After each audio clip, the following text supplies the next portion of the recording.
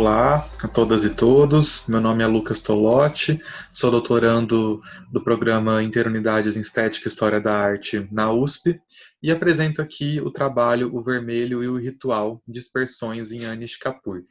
Então eu quero mostrar que como a partir dessa ideia da dispersão, a gente pode entender a obra de Anish Kapoor de uma maneira que seja mais proveitosa. Quem é então o artista?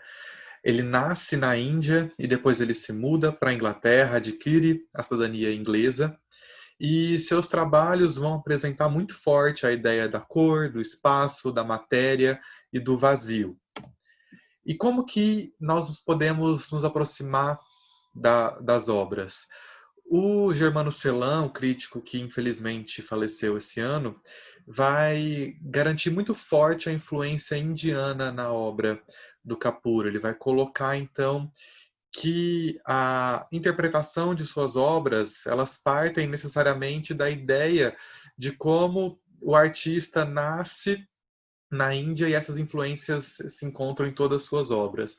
Já o Amitabha é um teórico do pós-colonialismo importante, amigo do Kapoor, que escreve muito sobre ele, vai colocar o Kapoor então como um artista diaspórico, né? Ou seja, a ideia desse artista em movimento, cosmopolita, que não se define necessariamente apenas pela sua origem, mas também por todo o seu caminho.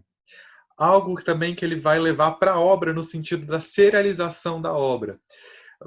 Tudo que o Kapoor faz está sempre relacionado entre si. Então a gente não pode pegar apenas uma obra e interpretar ela, colocar ela sem o contexto do que veio antes, porque é como se fossem várias variações de um movimento.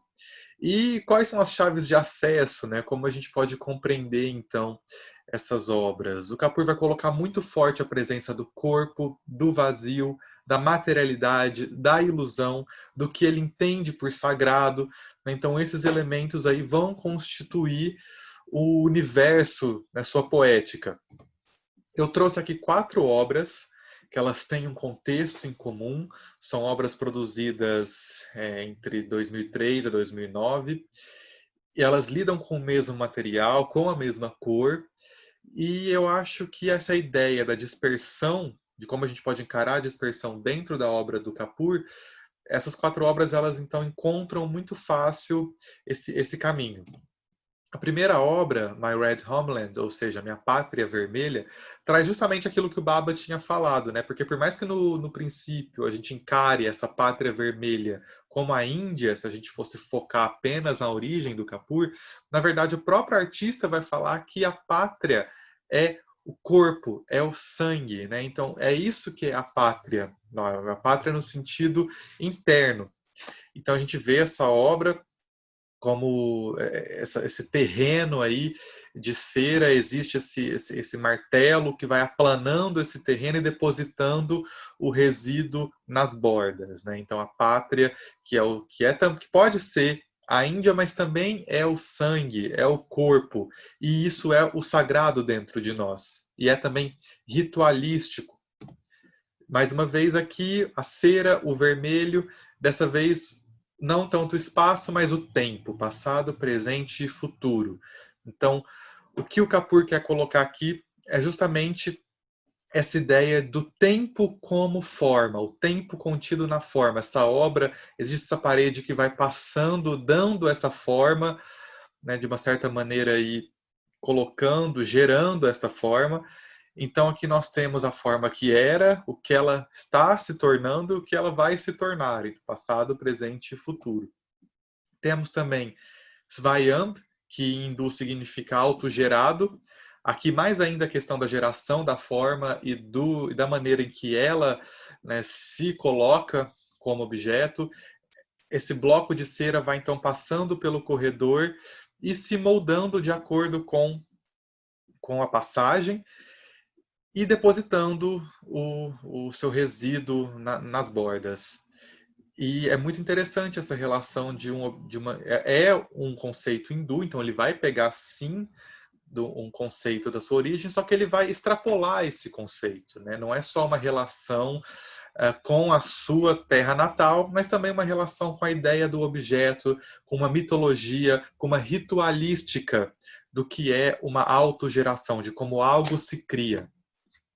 Por fim, nós temos aqui Shooting into the Corner, atirando no canto, e que temos este canhão, um símbolo masculino, atirando esse vermelho, esse sangue, essa carne, num canto que é feminino, de acordo com Kapur. Ele vai trabalhar muito com a ideia do canto e o canto como feminino. Então aqui a gente tem essa tensão, essa violência e o movimento. Esse movimento que agora não é em um trilho, mas é uma explosão, é um tiro de fato. E a partir daí, dessa relação, a gente pode perceber várias questões. E o que eu acho interessante é justamente a ideia de sangue e ritual contido no vermelho, contido no material. Numa entrevista com Marcelo Dantas, o Kapur coloca que há 2 materiais rituais e apenas 2. Um é a terra e o outro é o sangue, e ambos estão profundamente conectados. Outra questão interessante é a ideia da vertigem do espaçamento que eu trouxe de Maurice Blanchot. O Blanchot vai colocar que a presença é tanto a intimidade da distância quanto a dispersão do exterior. É o exterior que se torna a intrusão. Eu acho que isso fica muito claro em My Red Homeland, né? Que nós temos então a pátria que na verdade é o sangue, né? E como isso causa essa vertigem, esse momento que você não sabe se aquilo é exterior, se aquilo é interior, na verdade é uma grande dispersão. Mesma coisa com Svayambi, por exemplo, que esse corpo autogerado, né, um grande corpo vivo, que se autogera e ganha autonomia no espaço, manifestando o impulso inicial da criação. Essa ideia ritualística muito forte desse impulso inicial, junto com o sangue, junto com a terra, que eu acho que quando a gente olha para a obra do Kapur, né, olhando a partir da dispersão, a gente encontra essas ideias de uma maneira que eu acho são muito interessantes. Só que, a partir dessas considerações, nós temos também uma ideia de ilusão, porque o bloco de cera que passa e vai tomando forma, na verdade, esse tomar de forma é uma ficção. A obra já é feita com seus parâmetros para ela passar, ela não é moldada conforme a obra é exposta, né? Mesma coisa com My Red Homeland ou com Past, Present, Future, ela não vai adquirindo aquela forma por causa da parede que passa. Isso tudo já é feito, já é dado, mas justamente é uma simulação desse processo. Nada é o que parece ser, é uma dispersão dos sentidos. E isso também entra de uma maneira quase ritualística na obra do Kapur. Ele vai colocar que a engenharia precisa trabalhar em conjunto com a capacidade de criar mitologias. Essa criação de mitologias que é tão importante para ele, é o fato de você achar que aquilo é de fato uma constrição da parede, só que na verdade aquilo já está feito, já está pronto. O Kapur sempre coloca que não tem nada a dizer, as obras falam por si só. E os intérpretes e críticos do trabalho do Kapur não erram necessariamente em analisar suas obras de acordo com a trajetória do artista. Porém, quando focam em sua origem e não em sua dispersão, reduzem o panorama de sua produção e percepção. O conjunto da obra de Kapur se alinha à sua biografia na medida da sua dispersão e não da sua origem. A recusa de se sujeitar a um contexto geográfico cria ilusões que comportam diferentes mundos, pontos de vista e mitologias. O fato dos trabalhos encenarem movimentos, cortes e passagens que aparentam acontecer, mas não se colocam de fato, mostra o artista trabalhando com a dispersão da interpretação. Nada é o que parece ser. Nesta imprecisão, importa o trajeto, o devir de Deleuze, né? Este encontro de uma zona de vizinhança, indiscernibilidade ou de indiferenciação. Então, eu quis trazer esses exemplos para a gente perceber como a ideia da dispersão está presente na obra do Kapur, seja em relação ao artista que é diaspórico, das suas obras que tratam, então, o vermelho e o material como sangue e terra, e também a própria dispersão da ilusão. Aqui está uma bibliografia selecionada. Eu espero, então, encontrar vocês em breve aí no nosso encontro.